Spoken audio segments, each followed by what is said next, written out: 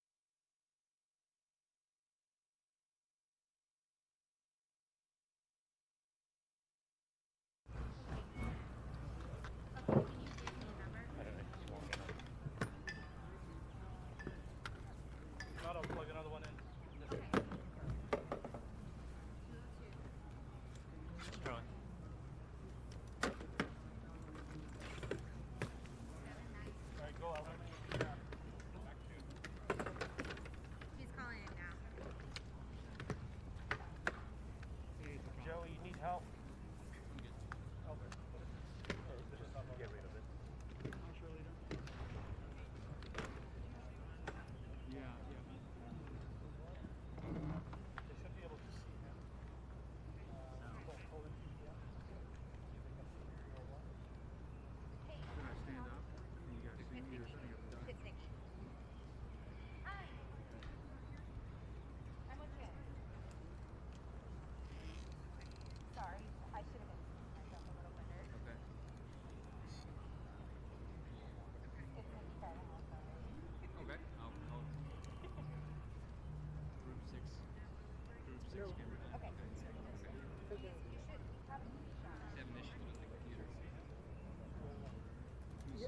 There's no audio right now.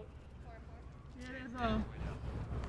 Oh, you said you hear something now? Hey everyone, I'm aware of the press now. Which is what? Cut. Joe, you have audio going in there? Not right now, no. No, the malt is quiet. The malt is quiet, that's why you have to. Let me know. Yeah, so once they open up the mold, you're good. Yes. Okay? Yep, you got it. Right. what's that? 1, 2, 3, 4, 5. Yep, this is Jim in the Rose Garden. Hello, hello. Because there's one person can read. Is there IFB guys? We don't have Do you guys see a box and a cable and IFB? it's RoboCam, Group 6, camera 9 from we're having issues with our computer here, so We're getting it set up, Jim. Plug this in IFB. You have your IFP, right? I just have my earpiece. Okay. you don't have access to that? Yeah. It's Rose Garden, yeah. Okay. I mean, okay, very good. Hi, All right, Kara, I thanks. do have you.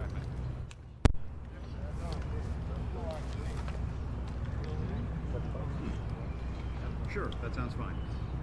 We're trying to set up, official IFC, but it's a scramble. He's got it here. He's got his, yeah. As long as he has the gray cord. I don't know if he has the cord.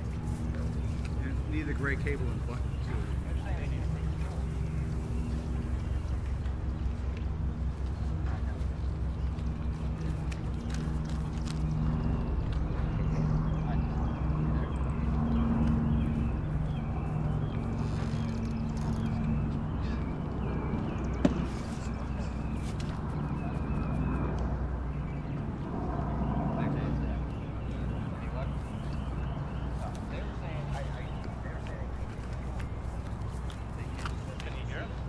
Hey guys, I have an IFB now. On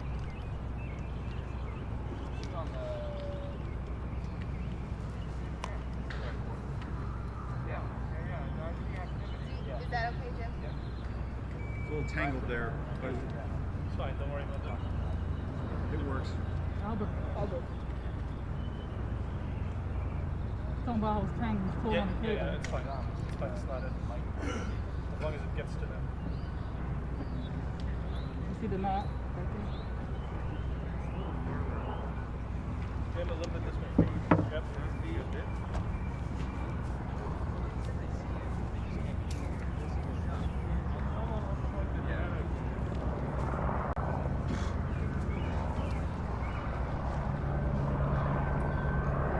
Yeah, I do hear you. Yeah, you sound great.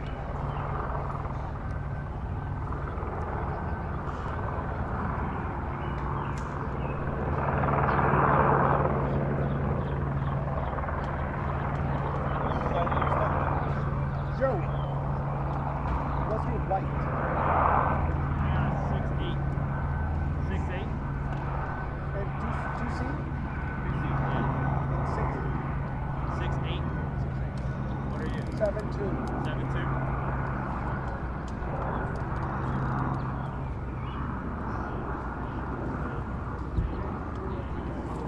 7'2". So we'll be close. We'll move there.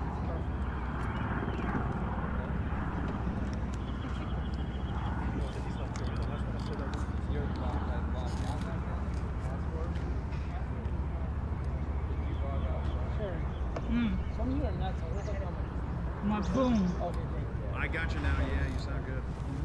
You want to try calling this and translate that?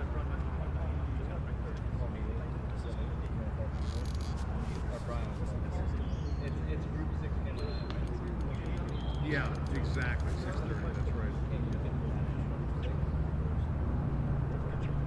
No, Group Yep. 37. Okay.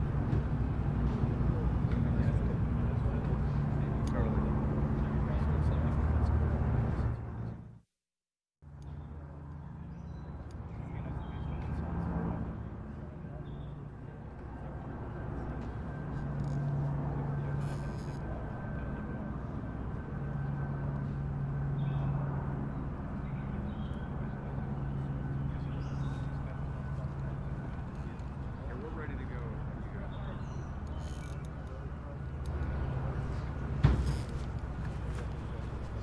Hey, Joe. I have the wireless if you need a backup, okay? Okay.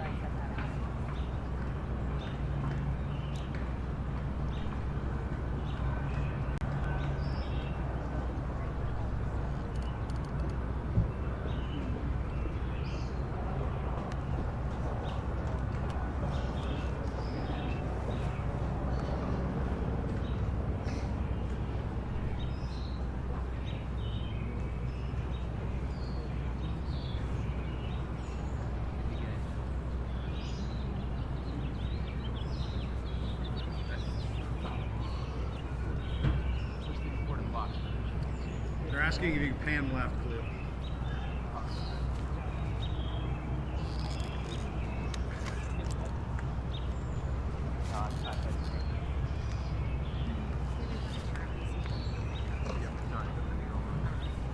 I am Wolf. We just scrambled to gather for this Rose Garden news conference. May just be a statement from the president coming up at 6:30, and in just a few moments from now, he tweeted that this is going to be happening at 6:30, and we expect these remarks to be brief. We'll see if he takes questions. Obviously, we've seen some pretty stunning sights over here at the White House over the last hour or so. We saw about 8 military vehicles, large military vehicles, rumble through the White House complex, carrying U.S. troops over to Pennsylvania Avenue to help bolster some of the protective forces that are in place for tonight's potential unrest.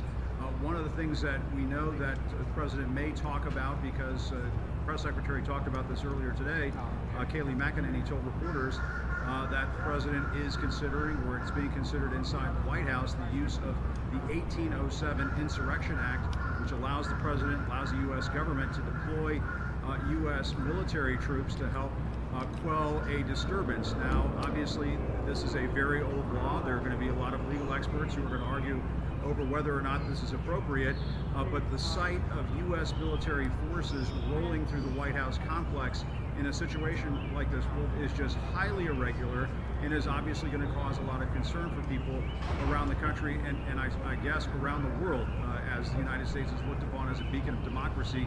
It isn't every day. It's very rare to see military vehicles rolling through the White House complex. Now, we also saw the Attorney General, Bill Barr, outside the White House inspecting the situation going on in Lafayette Park. There have been discussions inside the administration about deploying multiple agencies, sending their protective units over to Lafayette Park to make sure this place does not get out of control. As we saw last night, fires were set at multiple places around the White House, inside St. John's Episcopal Church, the historic church that's been worshipped at by every president since James Madison. There were other installations around the White House, including the AFL-CIO that had its lobby torched briefly before that fire was brought under control. And so the president is stepping into the situation to potentially, we think, to deliver a message of order. He hasn't been in much of a mood for issuing the words of power. He didn't do that on the phone today with the nation's governors. He was accusing them of being weak and saying that they need to dominate the streets,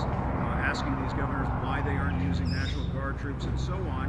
And so he has been kind of laying down this marker that he's ready to get tough. At one point, tweeting earlier this afternoon, a tweet from Arkansas Republican Senator Tom Cotton about the use of the 101st Airborne Division of the U.S. Army, potentially using the Army to quell the unrest here in Washington and around the country. So just a ramped up rhetoric that we just have never really seen before in my lifetime, haven't seen in generations in this country.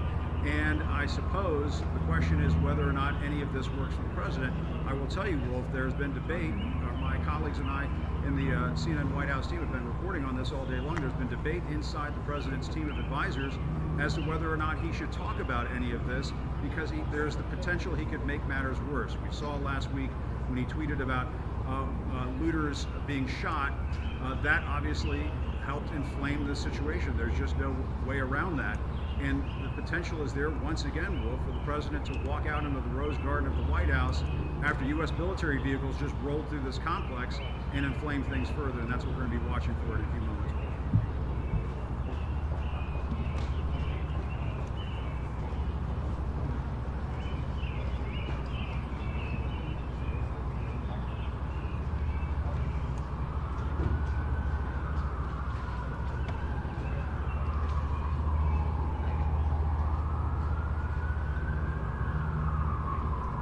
That's right. Governor Pritzker from Illinois was telling the president on this conference call that your rhetoric is not helping the situation, it's hurting the situation, and that the president should be displaying a style of leadership that brings calm to the country. And the president responded to that by saying, I don't like your rhetoric either, and you didn't do very well dealing with the coronavirus. And so he's in a very feisty, combative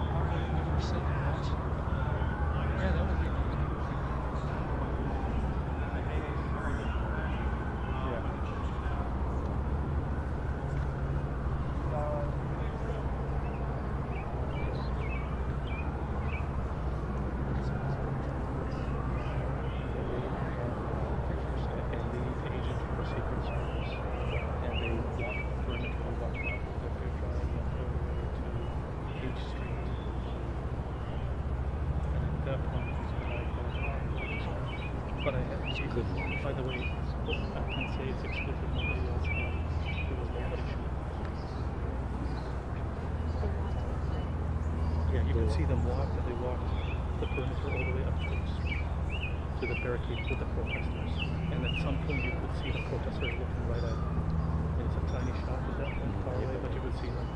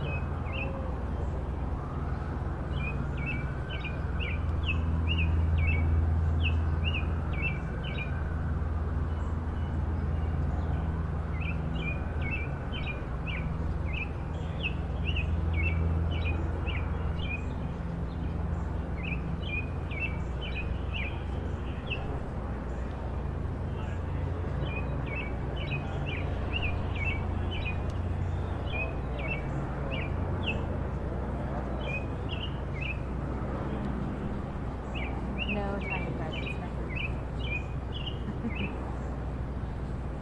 Gotta hurry up.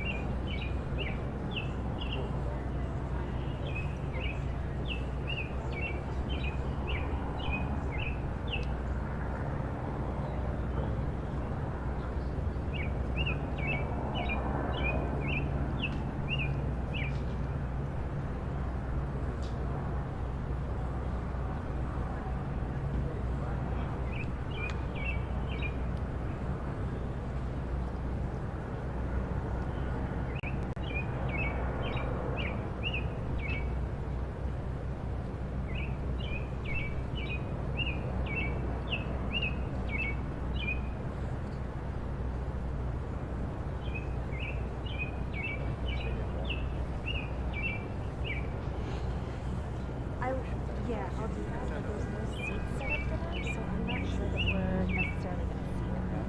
I can tell you that they're getting the prompter loaded right now, but I don't know that that necessarily means anything. It's very possible. Oh, did he?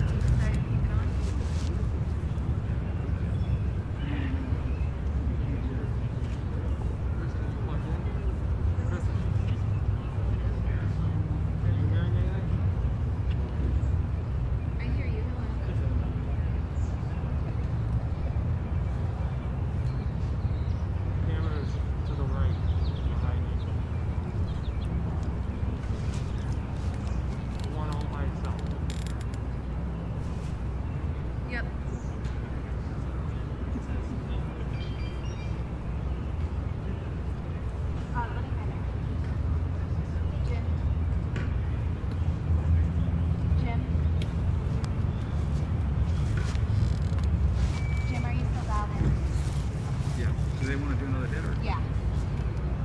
He's still back. Hi, Carrie. Yes.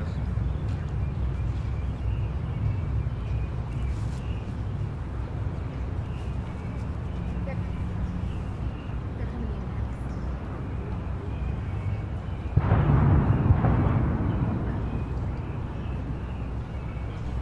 Where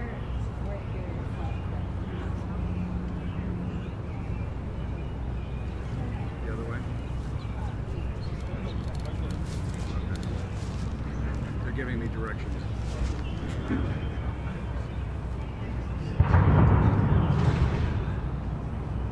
he gonna do it? I gotta tell the press.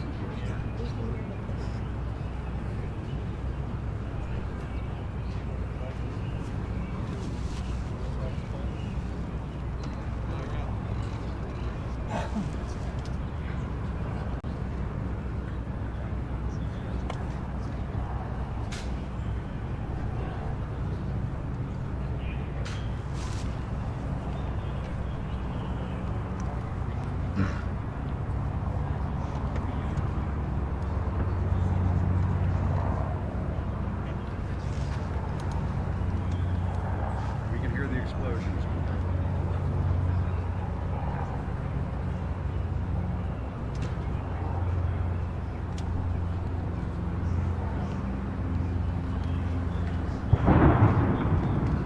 We sure can, yes. We are standing in the Rose Garden right now waiting for the president to come out and address the nation. And as he is about to address the nation, we can hear the explosions from Lafayette Park. They are very clearly audible, and so we are now seeing the potential for the president to be addressing the nation as these explosions are going off at the same time.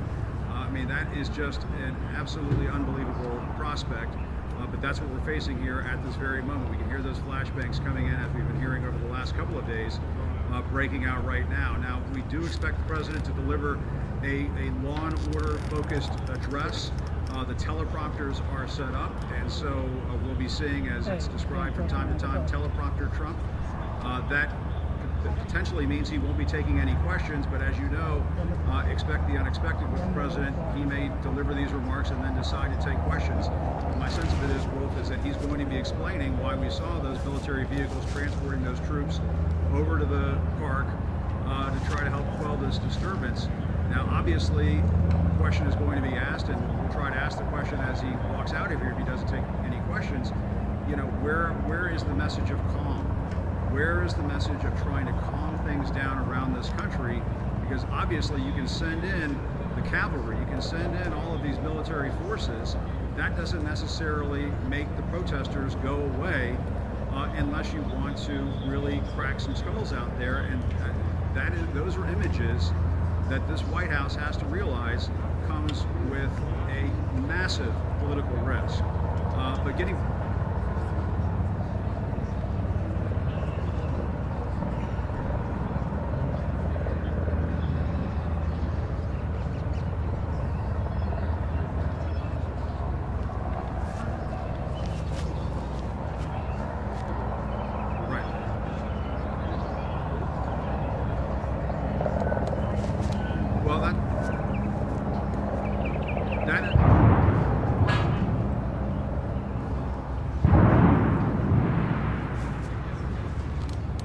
That's right, Wolf. And we just heard 3 more explosions, and I can tell you, Wolf, when that tear gas is fired out on the street near the White House, you can smell it down the block. It is not something that you just have to be in that same vicinity in order to experience that. And I think it does beg the question, why is the president delivering this address to the nation in the Rose Garden, where clearly we're going to hear these explosions, and there is the potential that you could have tear gas.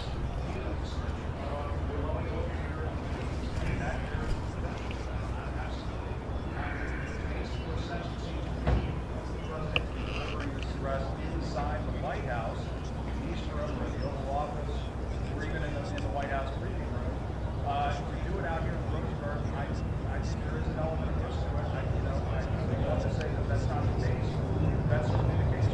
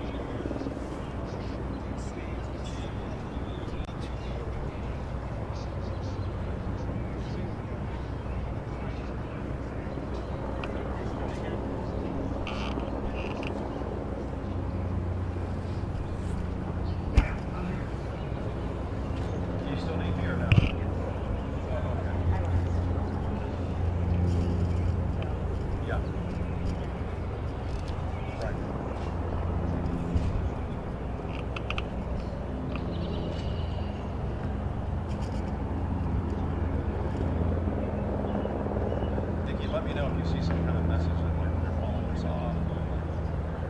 Sorry.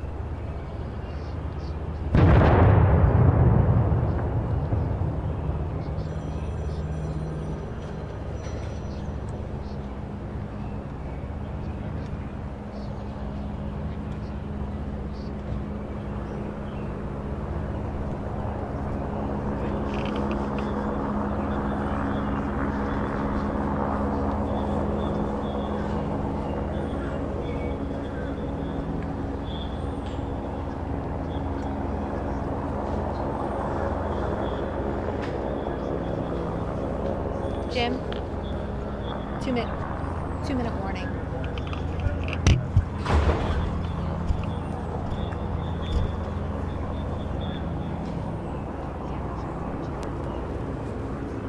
Let her know. Or 2-minute warning.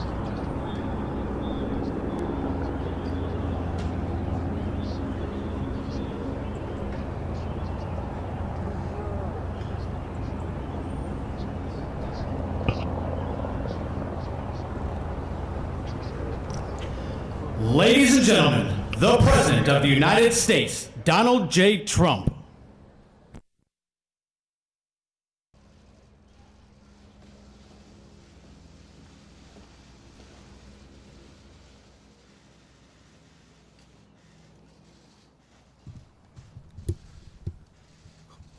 Thank you very much. My fellow Americans, my first and highest duty as president is to defend our great country and the American people. I swore an oath to uphold the laws of our nation, and that is exactly what I will do. All Americans were rightly sickened and revolted by the brutal death of George Floyd. My administration is fully committed that for George and his family, justice will be served. He will not have died in vain. But we cannot allow the righteous cries and peaceful protesters to be drowned out by an angry mob. The biggest victims of the rioting are peace-loving citizens in our poorest communities. And as their president, I will fight to keep them safe. I will fight to protect you. I am your president of law and order and an ally of all peaceful protesters. But in recent days, our nation has been gripped by professional anarchists, violent mobs, arsonists, looters, criminals, rioters, Antifa, and others. A number of state and local governments have failed to take necessary action to safeguard their residents. Innocent people have been savagely beaten, like the young man in Dallas, Texas, who was left dying on the street, or the woman in upstate New York viciously attacked by dangerous thugs. Small business owners have seen their dreams utterly destroyed. New York's finest have been hit in the face with bricks. Brave nurses who have battled the virus are afraid to leave their homes.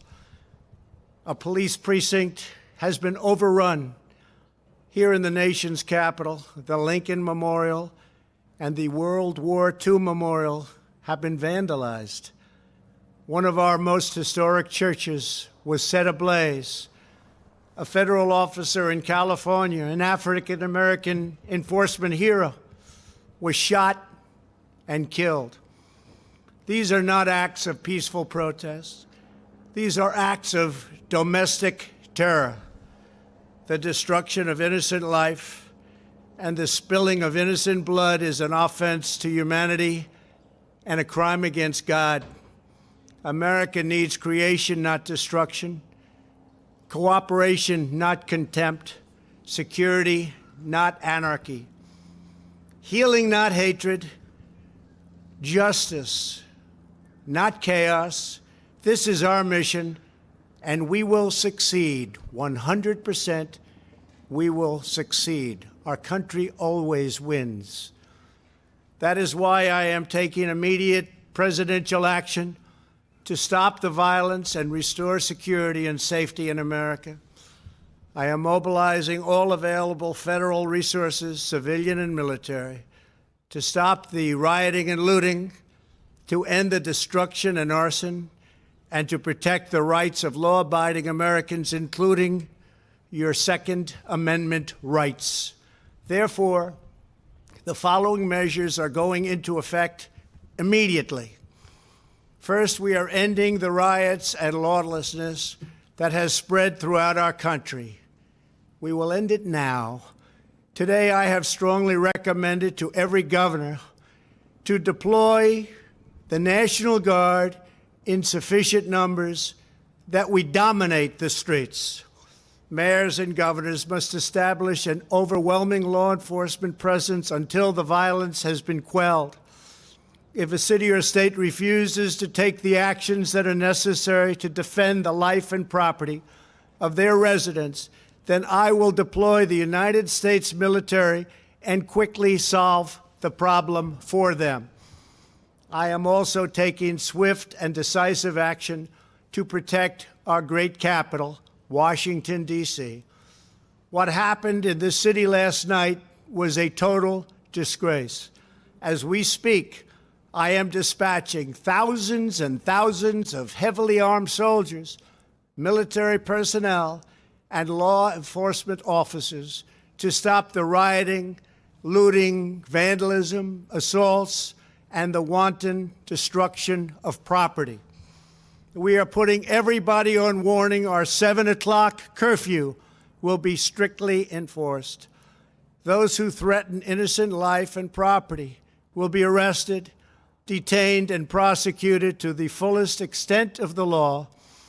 I want the organizers of this terror to be on notice that you will face severe criminal penalties and lengthy sentences in jail. This includes Antifa and others who are leading instigators of this violence. One law and order, and that is what it is. One law. We have one beautiful law. And once that is restored and fully restored, we will help you, we will help your business, and we will help your family. America is founded upon the rule of law. It is the foundation of our prosperity, our freedom, and our very way of life. But where there is no law, there is no opportunity. Where there is no justice, there is no liberty. Where there is no safety, there is no future. We must never give in to anger or hatred. If malice or violence reigns, then none of us is free. I take these actions today with firm resolve and with a true and passionate love for our country. By far, our greatest days lie ahead. Thank you very much. And now I'm going to pay my respects to a very, very special place. Thank you very much.